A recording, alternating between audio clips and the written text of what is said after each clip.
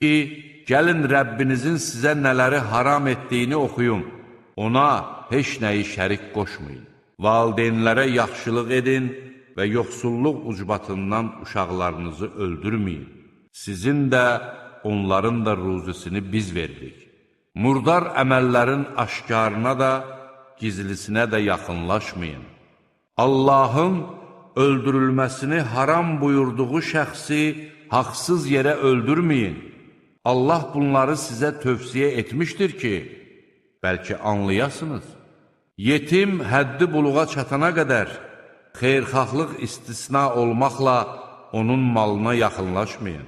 Ölçüyə və çəkiyə ədalətlə tam riayət edin. Biz hər kəsi yalnız onun qüvvəsi çatdığı qədər yükləyərik. Söz söylədiyiniz zaman qohumunuz olsa belə ədalətli olun. Allah qarşısındakı əhdə sadiq qalın.